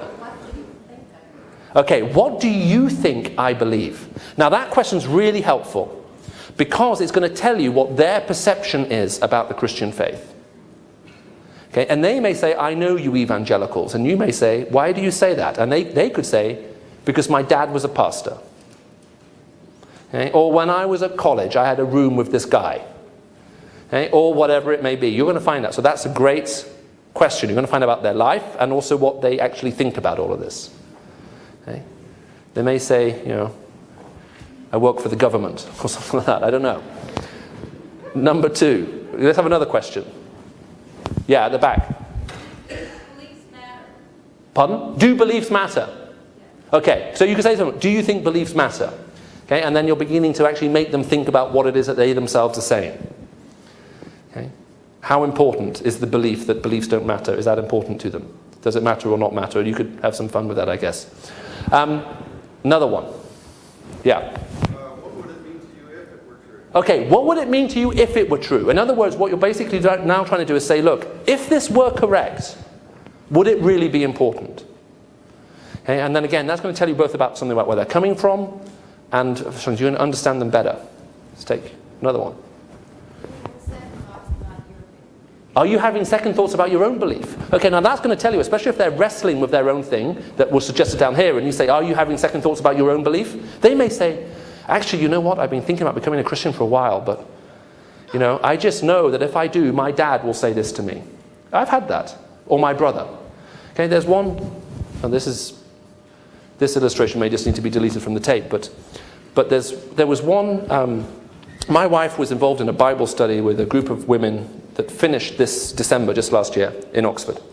There were 3 women in the group, and come December, having done Bible study for 6 months, and none of them had come to Christ, we started to pray, Lord, just, we're running out of patience now, so. So my wife got each one on their own, and we prayed about one question to ask each of them. Okay? So the first 2 were easy. They came to Christ quite simply. Okay, the third one, when asked, okay, what is it that's holding you back? She said, she's an academic scientist, research scientist at Oxford University. She said, my husband is a research scientist at Oxford University too, and he's a militant atheist. If I become a Christian, I'm scared he'll leave me. Okay. So sometimes asking a question like that, does that make sense? If it helps you suddenly think, okay, now I know what we're talking about. Okay, so let's talk about that. Okay. So remember, we're dealing with people. One of the great dangers with apologetics is it creates the impression sometimes that people are logical problems waiting to be solved. Okay, and people aren't logical problems waiting to be solved. We're just hurting, broken, sinful people, okay, who need Christ. We just need to, if we can better understand, then sometimes we can better communicate. Okay, good question. Any other questions? Yeah. Who does deserve to go to hell? Pardon? Who does deserve to go to hell? Okay, who does deserve to go to hell? Now that's an interesting one. Okay? And in this current climate, some people may say evangelicals. But because again, it's going to tell you something about where they're coming from. Anything else? Yeah. Have you asked that question before, and what answer did you Okay. Have you ever asked that question before? And if so, what did someone say? That's going to again tell you an awful lot. Okay. Any others? Does the power of belief make something true? Okay. Does the power of belief make something true? Okay. Right. Good question. It's going to open it up for you and help them think through it. Have you recently lost somebody? Okay, all right. Okay, and it could well be, you'll be surprised how often it's something like that actually makes people ask some of these questions sometimes. So, What is your definition of hell? what is your definition of hell? Okay, interesting. Okay, and then you can get into some of this whole stuff about desire and who you're going to be with, and there are various apologetics that both C.S. Lewis and Jonathan Edwards related in answering to that particular question. Are there any others? Okay. All right. Did any of you come about how you might answer? Let me just make one general point and then move on. Otherwise, we'll be here all evening. Which, actually, I charge by the hour. That's not such a bad idea. Now, I want to phrase this very, very carefully because this can be misunderstood. And if I haven't been accurate enough with it, then Tom Tarrant will bring the accuracy. Look, Jesus Christ is not an idea. Okay, he is a person. Salvation comes by putting your trust in him. Okay? Now, you can get into dangerous theological water by making different distinctions here, but the point here is this, is that the Christian faith isn't a philosophy of ideas to be accepted. Does that make sense? You believe this idea, this idea, this idea, this idea. Check enough idea boxes, you're okay. Okay? To be a Christian is to know Christ, to be in him, found in him, have a relationship with him. Now, this doesn't mean, therefore, that belief is unimportant or irrelevant or anything like that. Far from it. Okay, but can you see the point where you're trying to go with this? You're trying to say, look, Christians aren't saved by philosophy. Schaeffer used to put it lovely. He used to say, Christianity isn't about believing in doctrines, even the right ones. Okay, it's more than that. It's not less than that. It's more than that. Does that make sense? There's more to it than that. There is a personal, real reality in the person of Christ that you need to come to know.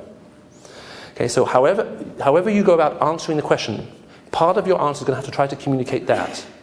When I said to you, why are you a Christian? Put up your hand if the reason you are a Christian is you can answer every difficult question you're asked. So why are you? I was once asked in the States, my first preaching engagement I ever had in North America, and I preached, and it was an evangelistic message, and then I said, look, are there any questions? And one guy put up his hand. He said, can I argue you out of your Christian faith? That's a good question, isn't it? Now, many Christians, tell me, what's your gut reaction? If I were to say to you, can I argue you out of this? What's your gut reaction? No. But if you were talking to a skeptic, what do you feel like you need to say? Okay, try, or maybe, yes, go ahead. Why is the answer no? When the guy asked me the question, I said, sir, your question assumes my Christian faith is a state of mind. But Christianity isn't a state of mind. It's a state of existence. Okay? That's why Paul said, I know whom I have believed and am convinced. Okay? So you're going to have to make sure that if your answer to this question is going to have to be more than, look, this isn't just about ideas. Okay? It's more than that. It's about coming to know a person. And one of the reasons I feel I can be sure is because I know whom I have believed. It's not in whom. There's a very famous story about that, but we won't go into it. Okay, now on this side you had the easy question, right? Was it homosexuality? Okay, so put up your hand if you're going to hell because of homosexuality. No. Okay, now, Now, I want to spend most of the time on this particular question, talking about the why, because the why with this question is so important. Right, number one. Go ahead. Why? They want to figure out if you're judgmental. Okay, they're trying to figure out what kind of person you are. I love that. This is a litmus test question. What kind of person are you? Okay, Christians by and large are judgmental, bigoted, evil, horrible people. Let's see if you're one. Okay, here's my question. Okay, I like that. Okay, let's go over here. Go on. They are homosexual, they know someone, and they Okay. are sure. Okay, all right, okay. Either A, they're homosexual themselves and they're really wrestling with this, or maybe they know someone who is homosexual. And maybe, again, they're thinking, if I became a Christian, what am I saying to them? That makes sense? Now, can you see it's removed slightly now? It's a different question. Okay? Let's come on. I know that they're really keen down here. Go on. Well, yeah. They want to? Frame Christianity as non-tolerant or not. Okay, right. They want to make Christians look bad. And this is a brilliant question to make you look bad. Come on, we'll come down here. They want to say that God is maybe unloving of certain people. Okay, your God is unloving of certain types of people. Okay? Any of you ever watched The West Wing? Series 1? Trouble with your God is he's too busy evading tax evasion? Okay, dodging tax evasion or something like that? Yeah, anyway, go on. Back over here. They may be trying to find out what would bar you from heaven. Ah! Okay, all right. They may be saying, this may be actually a fairly non-political question. Look, what are the kinds of things that you could do that mean you're definitely not going to go? Yeah? They have a problem with autonomy.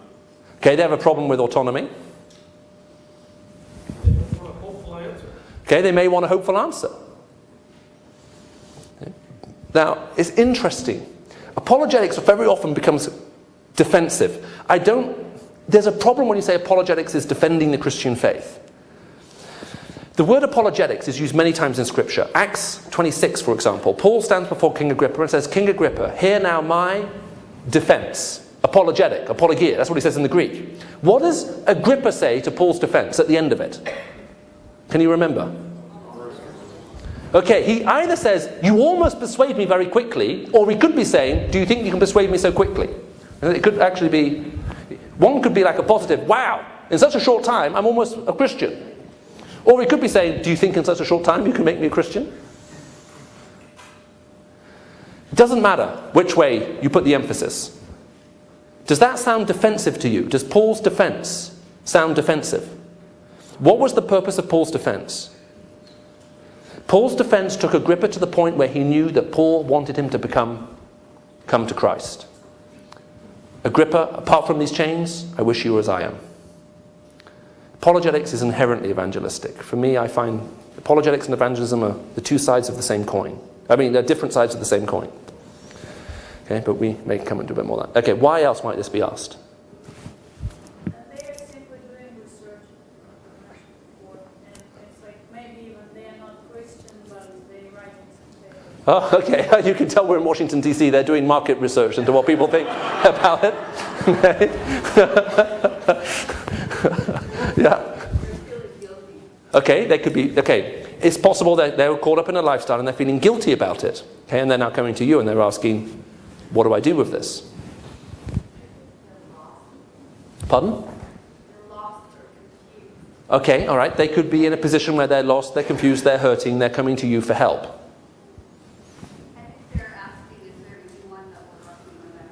Okay, are they saying, they could be saying, is there someone out there who loves me regardless of what I'm doing? Anything else? Okay, is your God fair? That's what they could be asking. Now, we're going to come back to that because that's a really important issue, yeah? They're just reflecting back the position of the culture. Okay, all right. They're reflecting back a position on the culture. This is normally a good thing that makes Christians run for the hills, so let's throw this one out there. Okay, that will shut you up. And you have to remember, sometimes people ask questions because they actually want to shut you down, not because they want to open things up, and that's important. Anything else? We got... Okay, all right. Now, we're going to come back to the abortion question, okay, as well. Okay, now, what may you ask? Okay, right. We'll start from the back this time. Yeah? Yes, sir. You. Who does go to heaven? Okay. Who does go to heaven? Yeah. Okay, that was your question. If I said yes, would that surprise you? If I said yes, would that surprise you?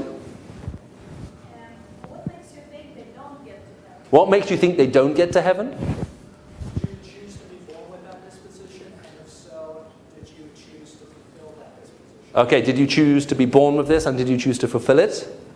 Okay, that's going to take you into some very interesting conversation straight away, yeah? What would you think about God if I said no? What would you think about God if I said no? What do you think we live? Pardon? What do you think? Who deserves to go to heaven? Someone in your family or close to you been hurt by this. Okay, right. Have you or someone close to you been hurt by this? Okay, and believe me, given how much political debate that's going on about this right now, that's a very real possibility. What makes you think there is a heaven? What makes you think there is a heaven? Now, this is really interesting. Now, that question, remember, sometimes the question that people ask is not at all the real question that they have. Okay, so it may be that they've asked the question for all kinds of other motives, but this question now, we're getting like a bit to number 2. Does that make sense? The second reason for asking questions? Is there a heaven and would you like to be there? And you may actually find out that ultimately homosexuality really isn't their main issue whatsoever. Okay, so... Okay, is there something problematic with being homosexual? Is that what do you think there is something?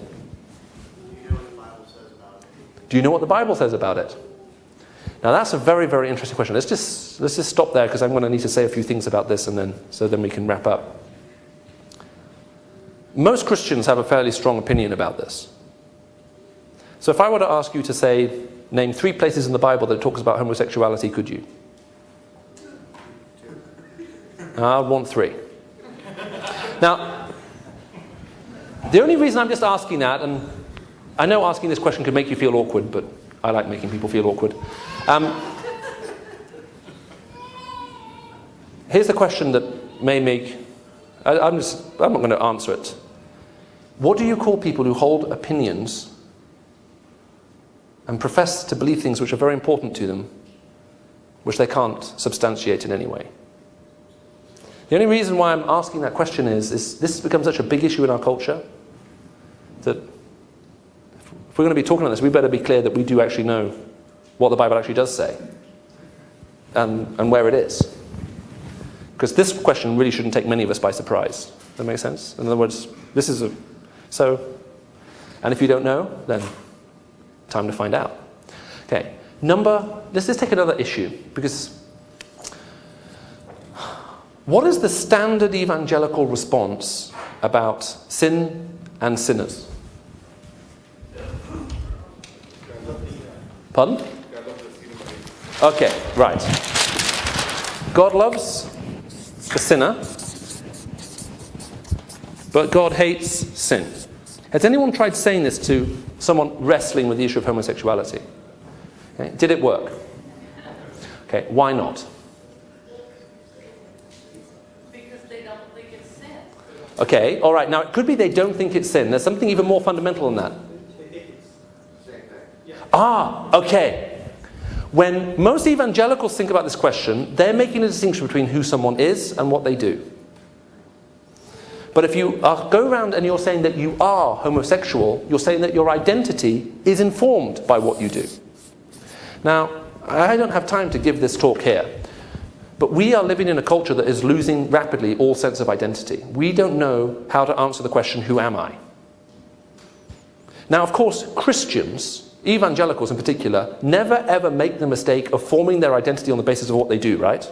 I mean, evangelical Christians never ever get their sense of worth and identity from what they've done and what they achieve, and so on. I mean, especially people who work with Christian organizations never overwork and overpush themselves, to somehow make their life meaningful. They never make that mistake, right?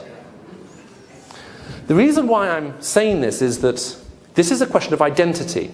For the homosexual community, they don't hear, am I allowed to do this? What they hear is, am I allowed to be? So if they are asking the question, and that's the question that they're asking, and your first response is no, they don't hear, I can't do this. What they hear is, you don't believe I have the right to exist. Now, can you understand why someone will feel very threatened if they hear that what you're saying is you don't have the right to be? Okay. Now, I'm not saying that I agree with that. I'm just saying we have to understand why they may respond in a emotional responses will come. This raises a question of identity. And our culture has lost a sense of identity. Number two, this raises a question of fulfillment. Again, evangelicals never ever make the mistake, right, of thinking that they could be more fulfilled in life if they were sexually active. I mean, believers, they never ever sleep with someone before they get married, right? And they never commit adultery. And they're never tempted by pornography, right? They never ever fall into the trap of thinking that really sexual activity is equal to fulfillment as a person. Okay, so we also live in a culture, and it's infected the church as much as anything else, okay, that if you're single, then there's something seriously wrong with you.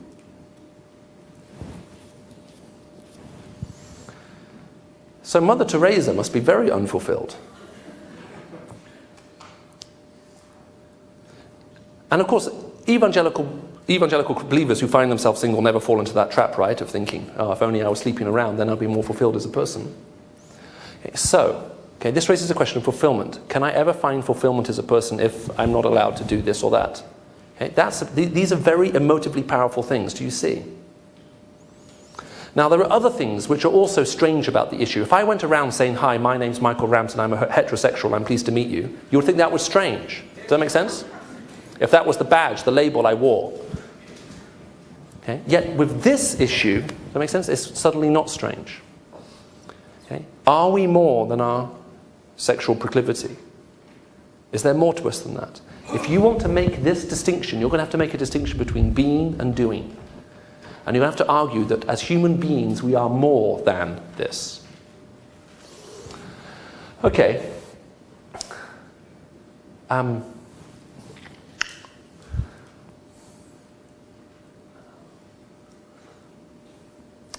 just wondering, because of the time and this particular issue, let me just tell you a story.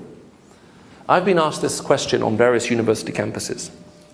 Most university campuses I go to, unsurprisingly, this is a big issue. I was at one university in London, and I was asked this question. So I said, look, that's a really difficult question. It's going to take me 15 minutes to answer it. I'm really sorry it's going to take so much time. Okay? So I started off by talking about the fact that we live in a culture where we've lost our sense of identity. We all want a sense of identity. Most of us get our sense of identity from worth from what we do. Okay? Therefore, on this basis, what you do defines who you are. Okay? Then we talked about the issue of fulfillment. Then we talked about the whole what's called the nurture-nature debate. Because the unfair question, whoever asked it, is God unfair? Which is a brilliant question. Is saying, I didn't choose to be made this way, God made me this way. How can he be unhappy with it? He made me this way. Now, that whole genetic question is slightly up for grabs. Someone wrote a letter to the Times, I think it was about just over 2 years ago. And the Times did a series of articles on, is homosexuality, is it genetically built in? Okay, or is it a result of your upbringing? And I love reading the letters to the Times. If you're ever in England and you buy the Times newspaper, the most important part to read is the letters page. Okay, believe me, read the letters page. I can remember a few years ago I was reading the letters page and someone wrote a letter that said, Dear Sir, concerning your article on hepatitis in dogs, you stated that the first sign of the disease is death.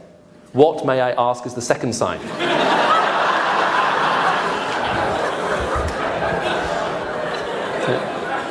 You need to read that. Now, interestingly, just after the Times ran a whole series of articles, the head of genetics from Oxford, genetics, as far as I'm aware, is not a believer at all, just simply said, regarding the nurture-nature debate on homosexuality, the answer is yes. In other words, there are two sides to this. But at the moment, mainstream opinion is that genetically we may be inclined to all types of behavior, but that doesn't mean that we have no control over those different issues. Okay? In other words, now, the other thing which we need to say, and it's very important, just to bear in mind with this, is that part of the gospel is that no one can change themselves. Okay? We can't do it. It's impossible. But what may be impossible for us may be possible with God. So when I was at this university with this particular guy, I said, look, if there is a way out of it, it seems to me that God would somehow need to bear responsibility for helping bringing change. Now, what was interesting was at the end of this particular talk, the guy who asked the question came up to me. He said, I'm chair of the lesbian and gay Christian movement in London. I said, well, I'm pleased to meet you.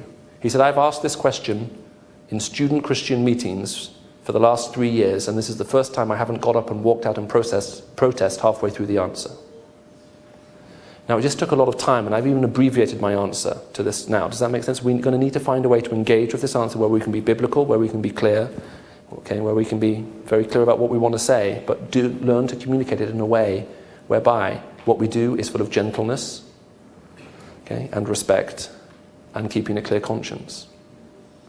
Right? And it seems that on this particular issue, at times, we as a church have been spectacularly bad at this.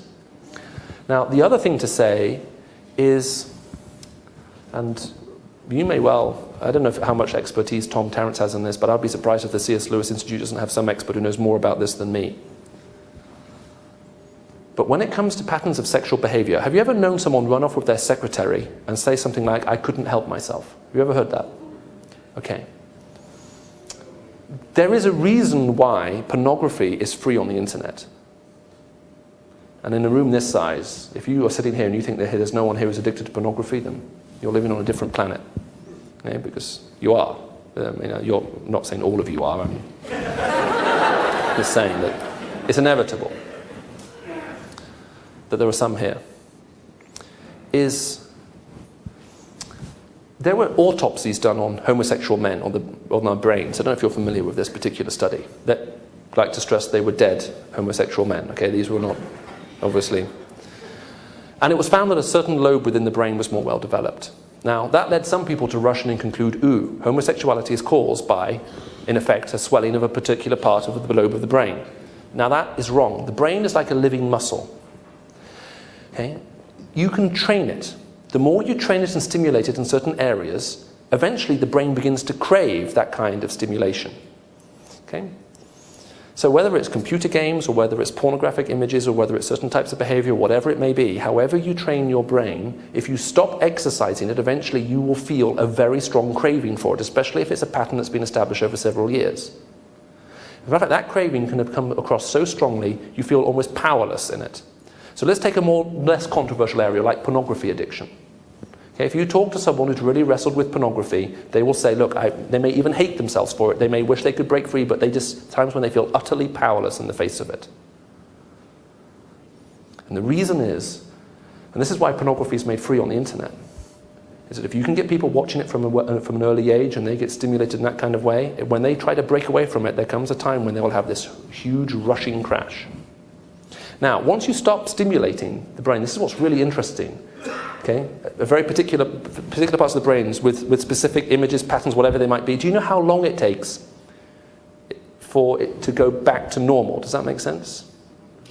Do you know how long it takes? A month? No? No? 9 years. Who said that? Well done. Okay, 9 years. That means if you have people who are locked into certain patterns of behavior, either A, they're going to need a healing of the brain that will be equivalent of the healing of a shriveled hand, or B, they're going to be on a path of discipleship for 9 years. You can't do it alone. That's why the church is so important. And this is why it is catastrophic when church life becomes so superficial that the things people are wrestling with they can no longer share with their church because they need to pretend to be better than they really are. That makes sense, to be accepted. That's not the point. The point isn't we don't come to church to pretend to be better than we are so we can be accepted. We come to church so we can be real and honest, so we can become disciples and become more like Him. Okay, which is why fellowship and prayer and confession and talking with people and accountability and so on is key. Does that make sense? And again, the evangelical church, as an evangelical church, we haven't been very good at communicating to people, look, you may be wrestling with these things, you may be struggling with them, but we will welcome you here. We would love to have you here, and we would love you to be part of this, and we're in with this for a long haul with you. Okay? We're going to have to somehow get better at getting that message out. Right? Now, it's a huge issue. I used to live in terror of being asked this question. Recently, I found, especially on university campuses, if you can address it with sensitivity and you can be biblically clear, and you end on the issue of forgiveness and the reason why we go to heaven isn't because we're perfect, but because we've been forgiven, it's amazing to see the response you can get. Are you with me? It's a good one to end on. This is why I wanted to take some time. Yeah, go ahead, sir. You have to assume, though, that they feel they have something to be forgiven for. Ah, okay, right. If, when it comes to, is this right or wrong, not the hardest part. I was involved in a radio debate in London with a guy called Richard Kirker, who, I don't know how many of you follow this whole issue. Richard Kirker in England is one of the sort of key Christian homosexual activists who sort of campaigns on this issue as a Christian homosexual. I was on a radio debate with him and a gay rights worker from Scotland who was actually on a radio link, who was a secularist. It was one of the most interesting debates I've ever done in my whole life. Okay? The guy who was hosting the program, the reason that this was made news was a while ago there was a film called Billy Elliot. Okay, the director of Billy Elliot is a gay man. Okay, after the film, he renounced his gay lifestyle and got married. The Guardian, which is the most left-wing newspaper in England, ran an article, full-page article, in which it said, look, a few years ago, the director of Billy Elliot would have been denounced by the gay community for betraying his identity and who he is as a gay man, and the fact he's now decided to get married and have kids. But the gay community, far from being outraged by the fact the guy has done this, have said, well, isn't that good for him? And they've celebrated it. Okay, so that was the context for the debate. Does that make sense? That's what was going on. So, first question came up. The presenter said, so, do you think that homosexuals should get married? And I realise there's a big issue here, and a lot of that's already been decided here. The Richard Kirker, yes, absolutely. The gay rights activist in Scotland said, no, I don't think so. He said, marriage is actually a Christian term. It comes from the Bible, because we have this Christian overhang in our culture, and marriage is a Christian thing, so we should leave it with the Christians. And I just said, I agree with the guy in Scotland. Okay, remember, he's a gay rights activist in Scotland. He campaigns for gay rights. Next question. Should this director have got married to a woman? Richard Kirker, absolutely not. This is the way we're made, this is the way we are, we have to be true to ourselves, he's not true to himself. The gay rights activist in Scotland, no, if you talk to this guy, he says, and I know him, he's a friend of mine, he said he would say that his lifestyle was a choice. My lifestyle is a choice. This is the choice I've decided to go with. The guy said, what do you think, and then turned to me, Michael, what do you think? Yeah, I agree with the guy up in Scotland. It was the easiest thing I've ever done in my entire life.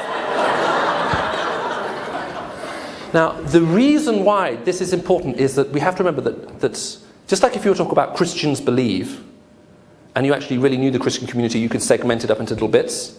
Okay, when you say, look, homosexuals believe, if you actually know the community, it's actually also segmented up into bits. Does that make sense? So it's very important to decide. I said, look, I agree with him. It's just the fact that within the teaching of Scripture, homosexuality is a lifestyle that isn't endorsed or approved of.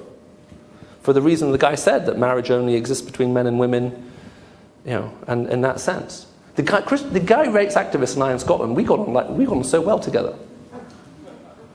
Richard Kirker wouldn't even shake my hand at the end of the program when I offered it to him. So we're going to have to address some of this, and we're going to have to at some point ask what is right and what is wrong.